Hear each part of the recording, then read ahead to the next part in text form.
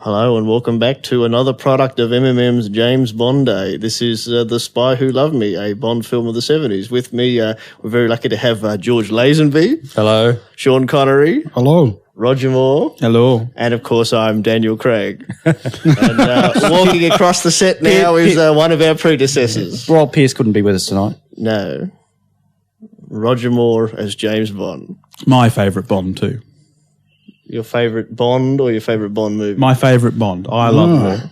And yet you chose a Timothy... Just to be argumentative here, you chose a Timothy Dalton film for yours. Oh, I'm a man of contradictions, if nothing. Now, many valuable things about this film, one of which is if you watch this, if you ever wondered what Boba Fett looked like without his helmet, you're about to find out. Not as charismatic, though, I don't think, as the Star Wars films. Very dramatic eye acting. We didn't have any fan clubs. So, Jamil Morrison's in this. I've never spotted him.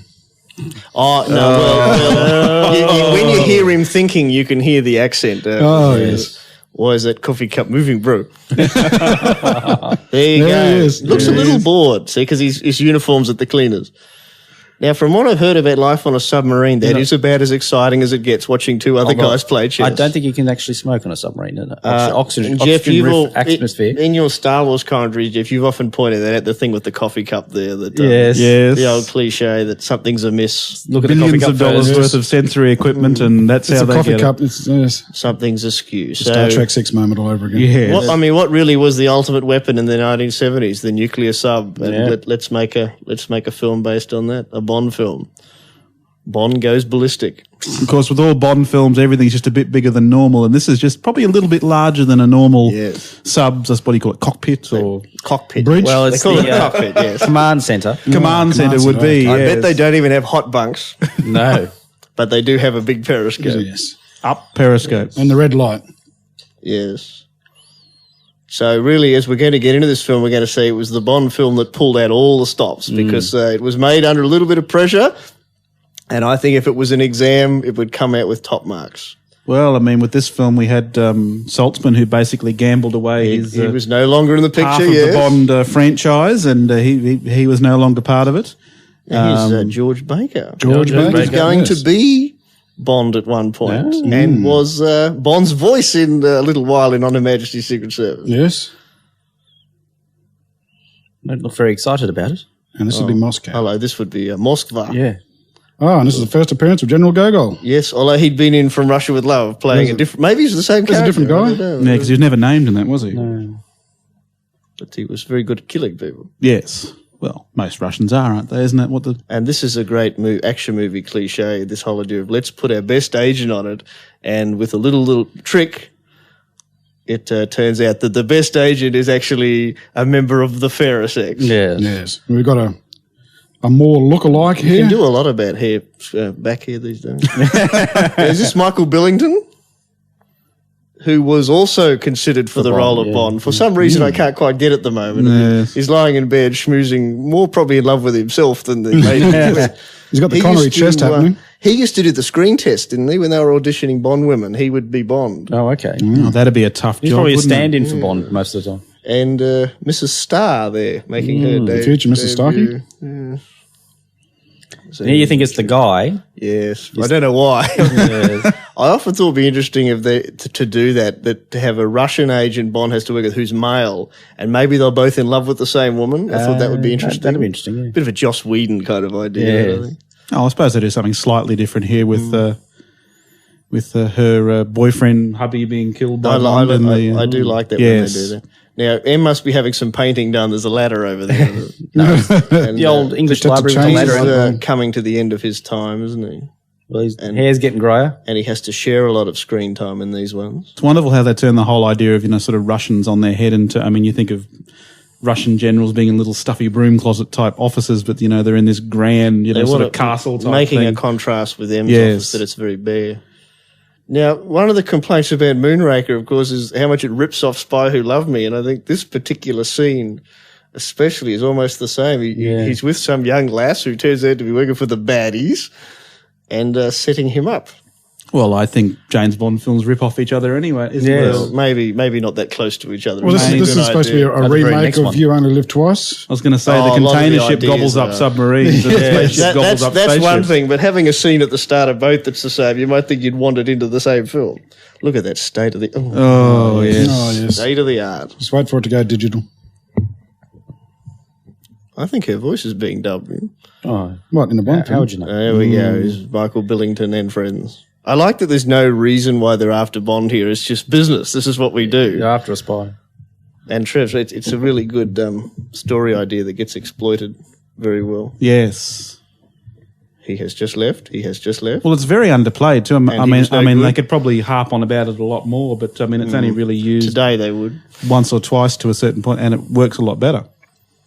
And here we go. Now, talk about making films backwards. I think pretty much they came up with this before anything else. Yep. Yes. And then they went back, okay, let's find a reason for the film where he jumps off the top of a snow mountain. Yes, Jake Sylvester, I think the man was. He reckoned he could do this. Union Jack.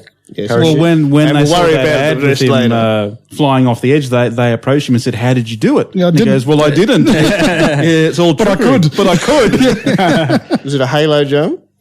No.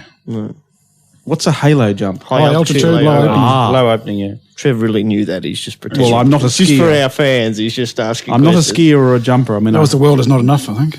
I don't like getting on top Yeah. of ladders, so I wouldn't be doing That's anything very like good, this. Trevor. Everyone write that down. I think you did on Her Majesty's Secret Service. Now, I used to love when I was a kid taping onto audio, like really dramatic scenes like these sort of things, with all the good music in the background. And I love the Bond music that plays in the background of this scene.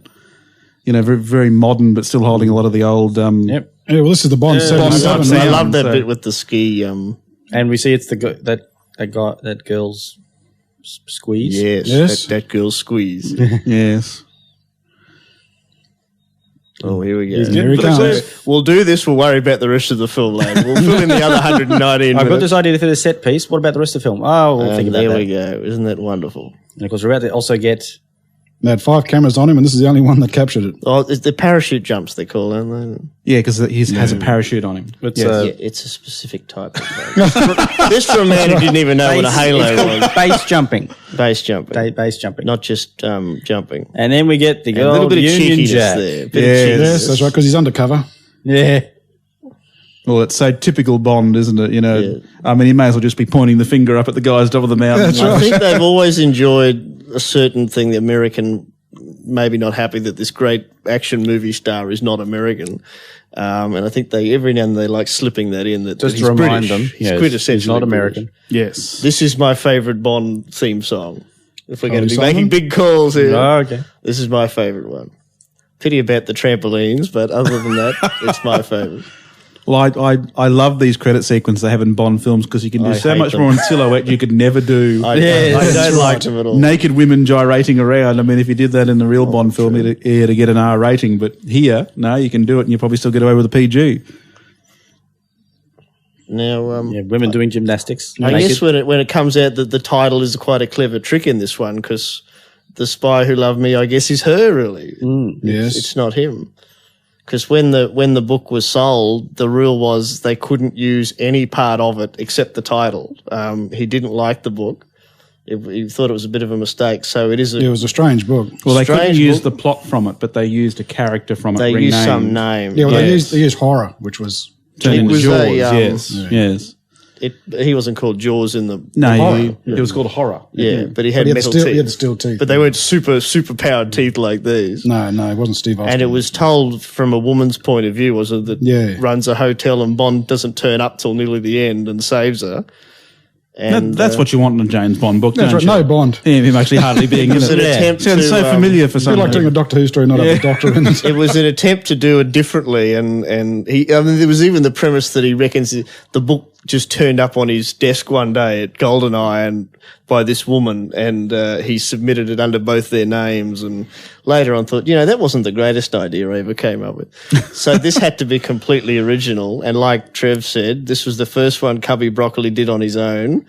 and he wasn't happy with the one before it, so it was all or nothing kind of thing. That it had to be good. Can we just rewind a bit there? And I mean, does anyone know the reason why Fleming wouldn't let them use the plot from He this hated book? it. He hated it. He thought it was a terrible book. He just wrote hated it. Okay. Yes, well, who would know better than him? None of it would keep with the way the Bond films had gone anyway.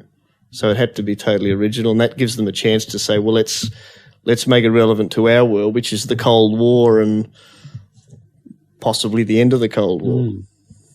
I mean, it's probably one of the first Bond films too that just basically doesn't show any pretense of sticking to an Ian Fleming novel. No. Well, they had an excuse apart this from time. the title. They had a very good excuse.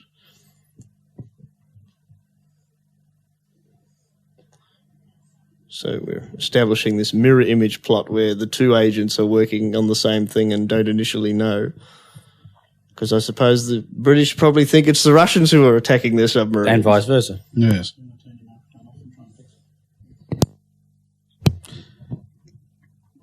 Wonderful Ken Adams set there. I mean, real sense of depth to Gogol's office there.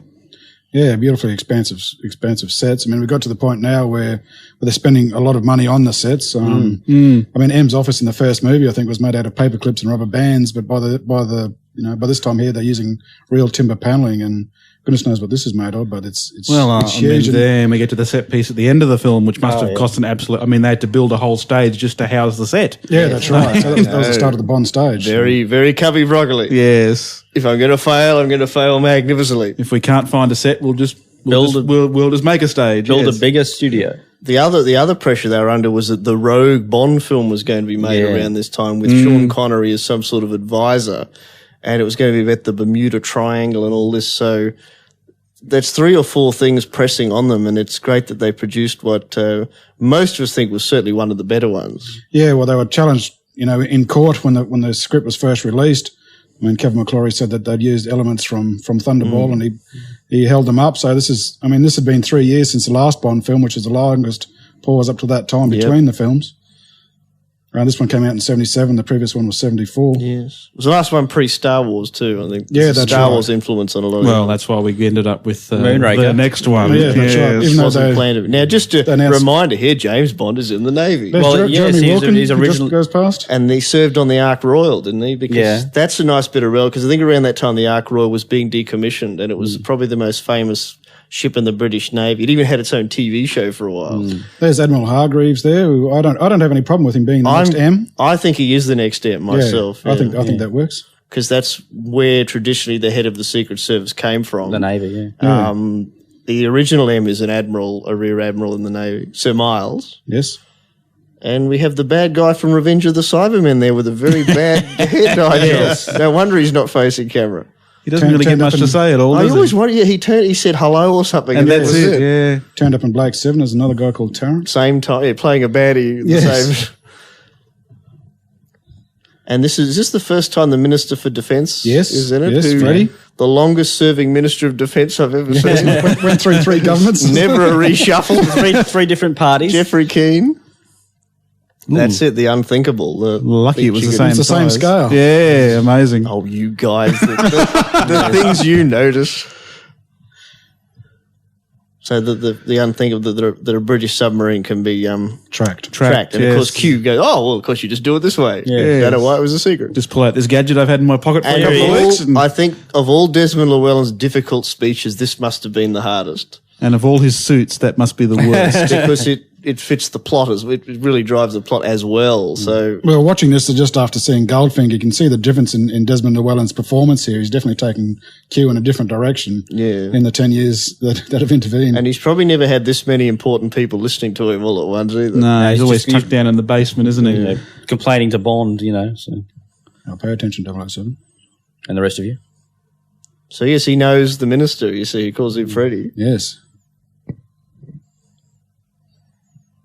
So yeah, like we said, nuclear submarines in the 70s, the ultimate weapon. Any threat to them was dangerous, and it gives us the scope for this story. And it's interesting, all the Bond films, even from Dr. No, the idea of the Russians being the bad guys was already very passé, and they didn't like it. That's why they came up with Spectre. So even back then, they were saying that that's out of date, and so this is the ultimate expression of that.